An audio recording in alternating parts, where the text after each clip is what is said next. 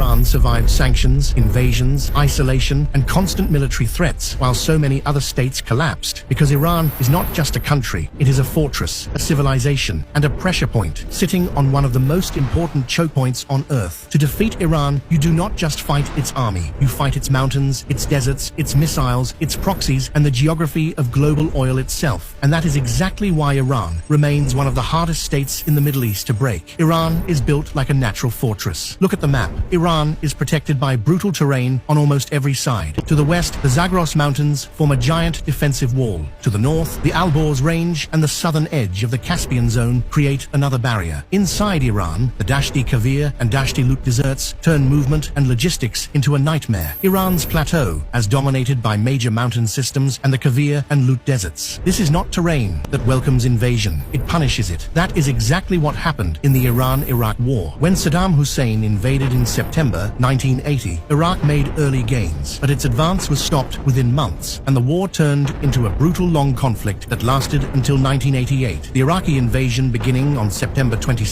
1980, with the conflict eventually becoming an 8-year war with massive casualties. So the first reason Iran survives is simple. Geography makes conquest extremely expensive. Iran thinks like a civilization, not just a regime. Iran's resilience is not only military, it is civilizational. This state carries the memory of the Persian Empire, centuries of invasions and repeated foreign interference. Mongols came, Arabs came, Turks came, great powers intervened. But Persian identity did not disappear. That matters, because countries with a deep civilizational core can absorb punishment differently. Iran does not see itself as a temporary state built after World War II. It sees itself as a historic power that has survived empires before and can survive them again. That mindset became even harder after the 1953 coup and then the 1979 Islamic Revolution. From Tehran's perspective, foreign pressure is not a new phase, it is the pattern. And once a state starts thinking like that, sanctions and threats stop being temporary crises. They become part of the national identity. Iran does not defend only its borders, it defends in layers. This is where most people misunderstand Iran. Iran does not rely only on tanks and jets. It built strategic depth across the region.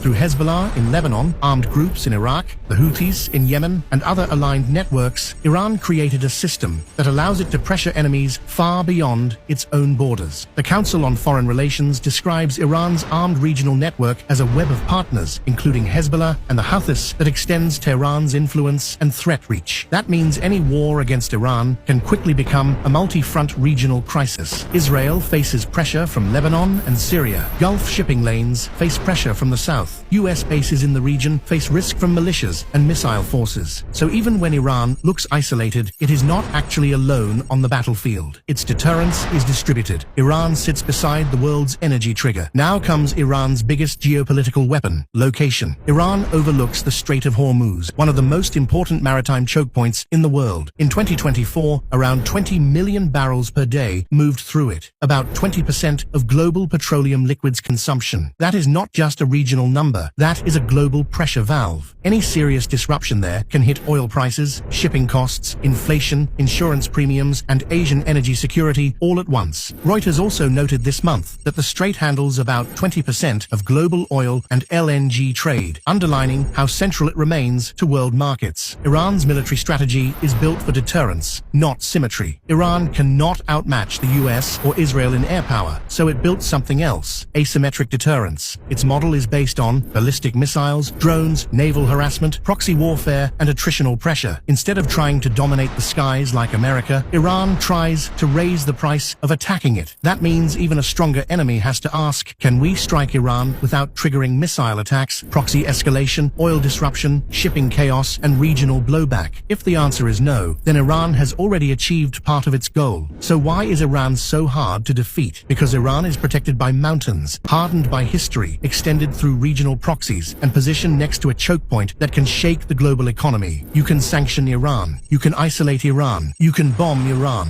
but defeating Iran is something else entirely. Because Iran's real strength is not just in Tehran, it is in its geography, its memory, its network.